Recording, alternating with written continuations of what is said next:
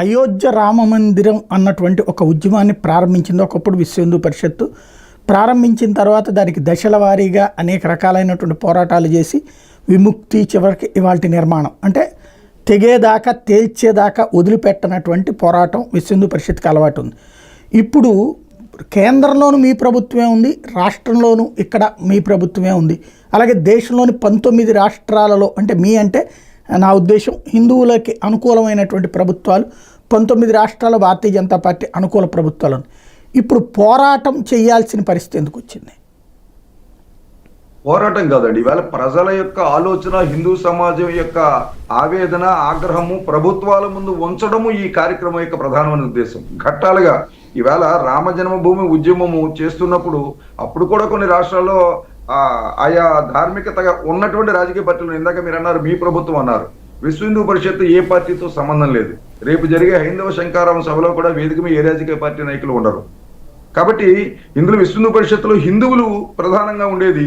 ఆ హిందువులు వేరు వేరు వృత్తుల్లో ఉండొచ్చు, వ్యాపారంలో ఉండొచ్చు, పరిశ్రమల్లో ఉండొచ్చు, ఉద్యోగాల్లో ఉండొచ్చు, రాజకీయ క్షేత్రంలో కూడా ఉండొచ్చు. కాబట్టి ఏ క్షేత్రంలో ఉన్నా మాకు ఒక జిల్లాలో ఒక అధికార పార్టీకి సంబంధించిన అధ్యక్షుడిగా ఉండొచ్చు, మరొక జిల్లాలో గతంలో పాలించిన పార్టీకి సంబంధించిన కార్యదర్శిగా ఉండొచ్చు, మరొక జిల్లాలో కమ్యూనిస్టుగా పనిచేసి మాజీ నక్సలైట్గా పనిచేసిన ఆయన ధర్మం గురించి అవగాహన కలిగి తిరిగి దగ్గరికి వచ్చి ఒక మండలంలో ప్రెసిడెంట్గా సెక్రటరీగా ఉండొచ్చు. కాబట్టి ఇక్కడ రాజకీయంతో సంబంధం లేని ఉద్యమం ఇది. కాబట్టి ఇది ఈ పోరాటం చేసేటప్పుడు మీకు తెలుసు, కేంద్ర ప్రభుత్వమైనా సరే ఈ ఒత్తిడి తీసుకురావాలంటే ఇవాళ జమిలీ ఎన్నికలకు సంబంధించిన ఒక మార్పు చేయాలంటే కేంద్ర ప్రభుత్వం చేతిలో పూర్తిగా ఉండదు, అన్ని పార్టీలు సహకరించాలి. కాబట్టి ఇవాళ అన్ని పార్టీలు ఇది చేయవలసిన పని అనేది ఒత్తిడి పెంచడం ఇవాళ విశ్వ హిందూ పరిషత్ యొక్క ఉద్దేశం. ఇవాళ ఆంధ్రప్రదేశ్ ప్రభుత్వం చేయదని లేకపోతే కేంద్ర ప్రభుత్వం చేయదని మా ఉద్దేశం కాదు. మన ముఖ్యమంత్రి గారిని కూడా కలిసినప్పుడు చాలా సానుకూలంగా స్పందించారు వారు కూడా, ముఖ్యమంత్రి గారు చంద్రబాబు నాయుడు గారు. కేంద్రం దృష్టికి మా పెద్దలు తీసుకెళ్లినప్పుడు కూడా వాళ్ళు కూడా మీరు అడిగింది సహేతుకమైందే, తప్పనిసరిగా ఇది ఆలోచించవలసిన సమయం వచ్చిందని వారు కూడా చెప్పారు. కాబట్టి ఇవాళ ప్రజలు గట్టిగా కోరకపోతే ఒకటి సమాజం నుంచి ఈ కోరిక ప్రజల్లో పెద్ద ఎత్తున రావాలి. అందువల్ల ఈ హైందవ శంకారావం ఉద్యమంలో 25 లక్షల కుటుంబాలు కలుస్తున్నాం. ఇవాళ విజయవాడకి 2 లక్షలు 3 లక్షలు రావచ్చు జనం, కానీ 25 లక్షల కుటుంబాలని మేము కలిసి జనజాగరణ చేస్తున్నాం. అందరూ రాలేకపోవచ్చు. ఉదాహరణకి కర్నూలు, అనంతపురం జిల్లా నుంచి 5,000 మంది 10,000 మంది రావచ్చు. గోదావరి జిల్లా నుంచి 40,000 మంది 50,000 మంది రావచ్చు.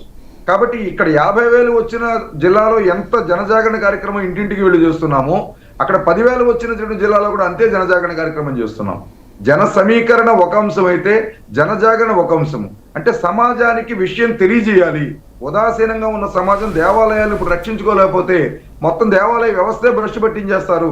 ఇక మనం హిందూ ధర్మంలో ఉన్న ఒక ప్రధానమైనటువంటి అంగం దెబ్బతిన్న రోజున హిందూ ధర్మం ప్రమాదంలో పడిపోతుంది అన్న విషయం మీద అవగాహన కల్పించడం కోసం ఒక ప్రయత్నం చేస్తున్నాం.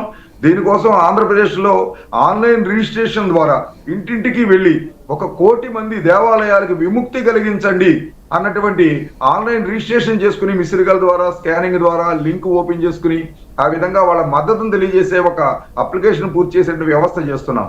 ఇవన్నీ ఎందుకు చేస్తున్నాం అంటే ప్రభుత్వానికి కూడా అయ్యా మీరు ప్రభుత్వానికి సహజంగా ఓట్లు ప్రజలు తూకం ఉంటుంది.